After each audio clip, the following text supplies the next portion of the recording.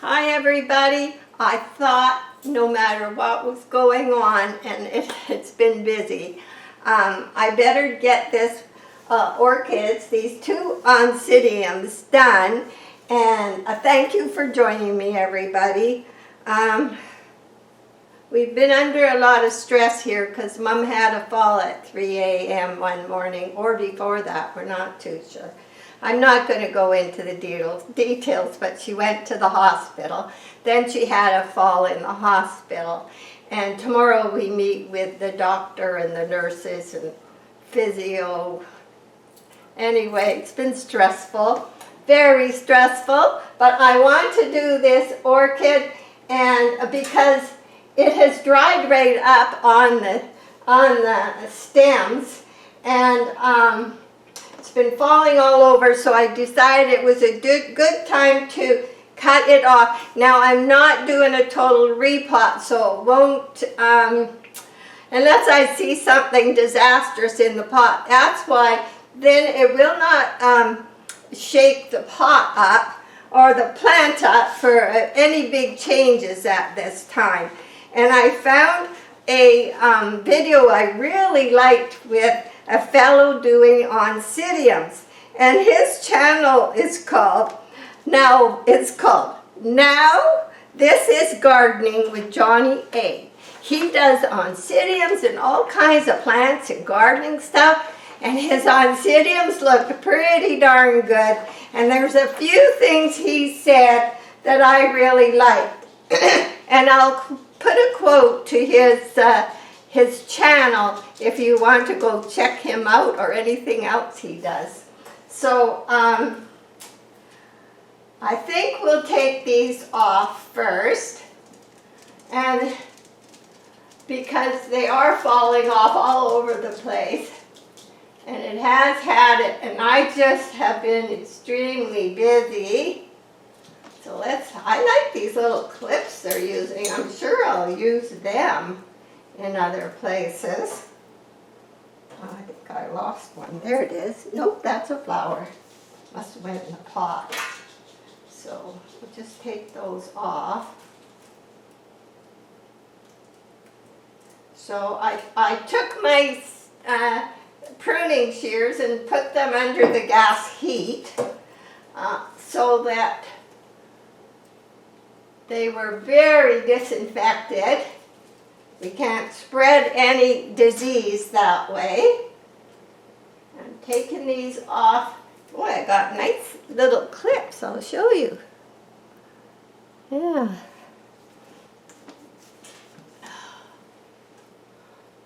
Yeah, I've been very stressed out. I guess it's just, I've always been close to my mom, always, and I've done my best, but it's a long story. Okay, so I'm going to go down a ways, and I'm just going to cut on an angle right before there's a little bump in each stem where another branch of flowers could come out. So I'm just going above that on an angle and cutting it off. And I think this is quite a bit like Sherry Baby. I'm just guessing though.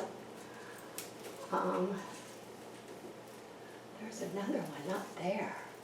These are handy little clips.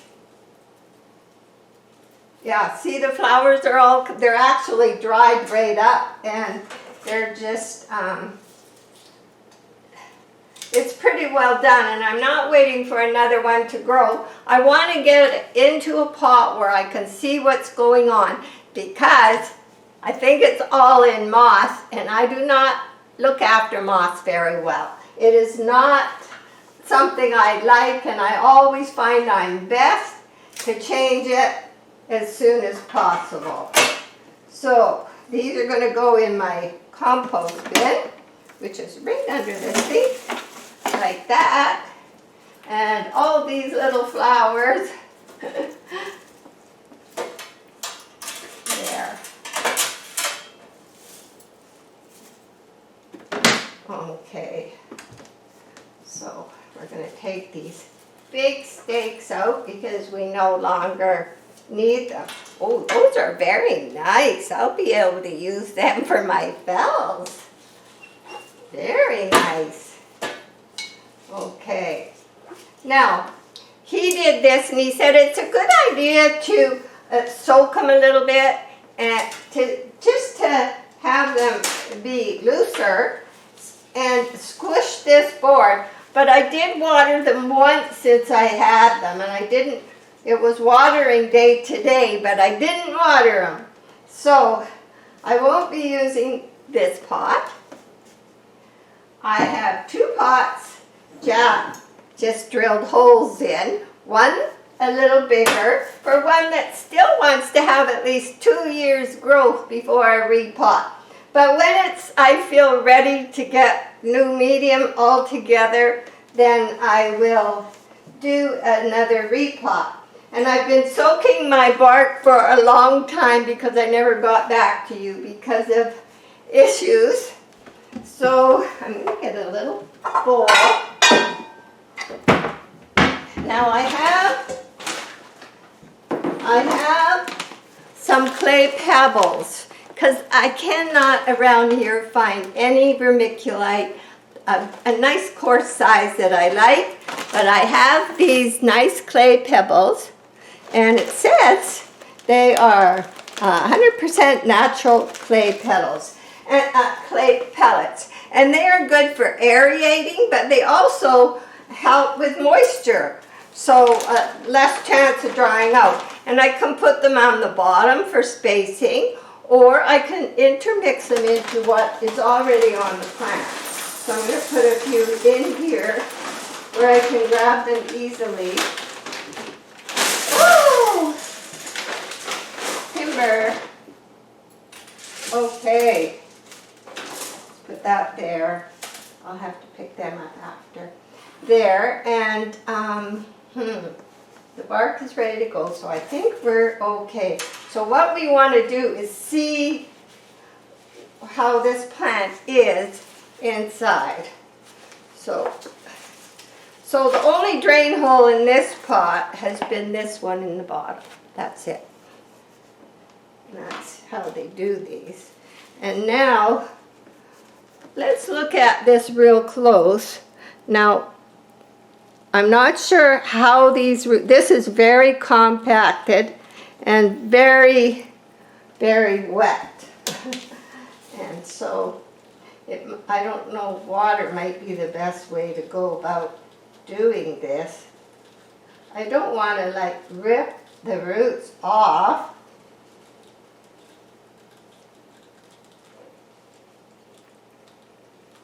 Okay.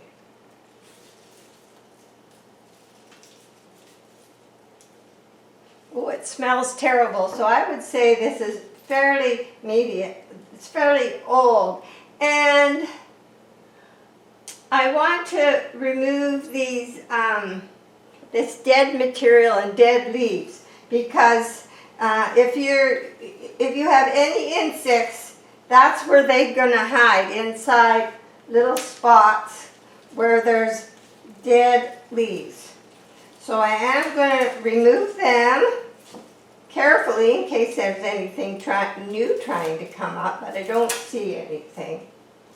So I don't want to have a spot where I'm encouraging little things to grow.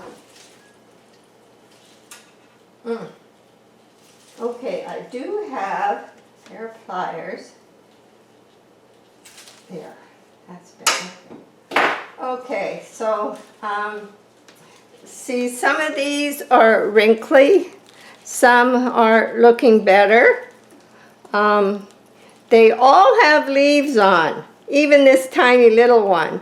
So I would say these are the back ones, but they still have some leaves. And then this is the latest one. And most of them also had a spike. But you know what? I think I'm going to have to run water into here to get this out. So I will return, rather than waste your time with this, and I will be back when this is ready.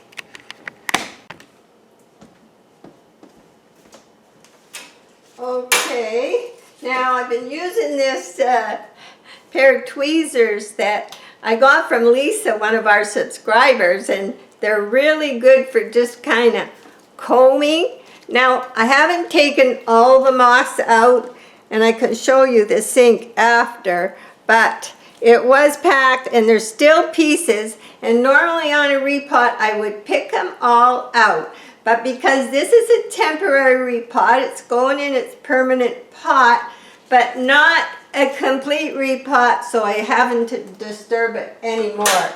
Now, the moss has an awful smell. Most of it looks like this, and I may use some of it. But what I'm going to do is I'm going to put some bark in here and some of those little clay pellets. We'll put some on the bottom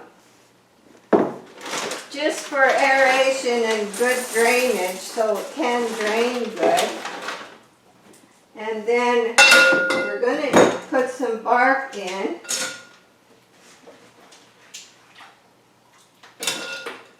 Now let's see. Now these grow in a high altitude, and quite often these roots would be growing along the branches of trees. And even some people, you'll see some YouTubes, they're actually growing out the outside of the pot. But this one wasn't. So I do want to make sure I put something in the middle here. So I'm going to kind of put some bark there. I'm going to put it down. And I think I'm going to put a few of these around. This way I can see it in this pot, and I know there's nothing compacted. I don't want all that moss compacted. It's bad enough I'm leaving some there, but time is an issue, and I can't keep leaving them in a situation where I don't feel good. So this does like to be quite high up in the pot. So more bark. I know I read every single comment when I answered them, and I know I looked at everybody's orchid channel that was recommended to me, and then I found this fellow, and I just liked his way of doing it. And you'll see he's growing in bark with, I'm hoping I'll find some bigger pieces of, slip my name, you know, that white foamy stuff. I'm hoping I'll find some chunkier pieces. So, before I do the permanent repot. And he explains it really well because he grows lots of Oncidiums, and I don't. So, that is part of it. But so I've left it high, and I've left some of the leaves there. And I have, oh, there, I left one little dry leaf. He does kind of plant it pretty firm in the pot. He likes it firm in the pot. These little pieces, I'm not putting, normally I use cork now in my fells, and it's working out great. But I'll come back another time later. I have some coming in flower, but today we're just going to repot these. And I put it center, which is okay for now, because any bulbs that have no leaves will probably, you can snip them off, and he uses powdered lime on the wounds where he cuts them off. I'm not saying I'm going to do that, but he does. I liked that idea because I hate using chemicals if I don't have to. I actually really liked the channel of all the different things he grows outside and cares for. It was very good.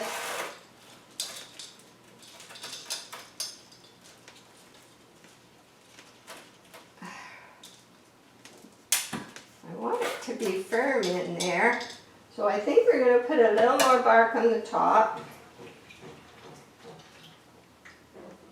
I was going to use the moss in there still, but I didn't like the look of it. I figured there's enough laying on the roots and in little crevices that eventually will have to be picked off. So I'll probably leave it like that for now. So it has a drain hole in the bottom and it has 3 on the sides. So I'm going to put that one there. There we go. And then I have one more here. And this one, it does have a name tag. And I do have a smaller pot for this one. So this one is Oncidium Gerac Fragrance Chocolate. See if I can get that. There we go. There we go. Okay, I'll put that there. So these ones, the flowers are quite dry, but not falling off is bad. I think I'll just leave it for now, but I do want to take it out of this pot. I cannot, I'm going to squeeze, squeeze, squeeze. Oh dear. Oh dear, just a minute. You know, this happens.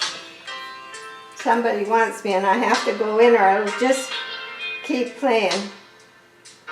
There we go. Modern conveniences. Okay, oh, these roots don't look as brown, but there's lots of good roots there. So, I don't think I'll disturb this one anymore. Like for now, I'll probably just kind of loosen this up a little bit and pot it in there until there's the exact proper time that I want to do the rest. So we're going to put some pellets. He also had a good idea, and he doesn't like to use a high nitrogen fertilizer on any of his Oncidiums. He said he doesn't like it, and so I want to get another one so when they get repotted next time, I will use that because I trust him. And I'm going to just put a bunch of these in the bottom. There we go. That's just for drainage, and it doesn't need, oh, it comes through the hole. It doesn't need any more room than that.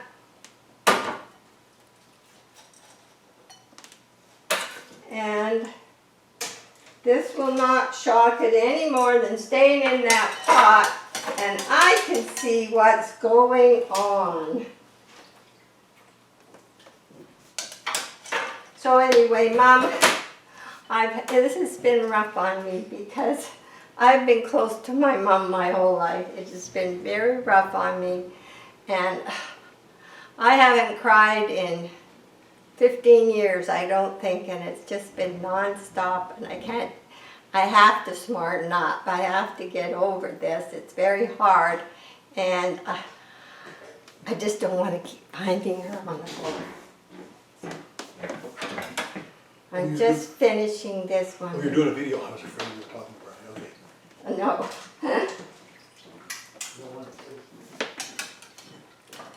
Yeah. So, this isn't normal, but it had to be done. The part that's closest here, this is the part, the oldest part of the plant. And it's a little closer to the edge.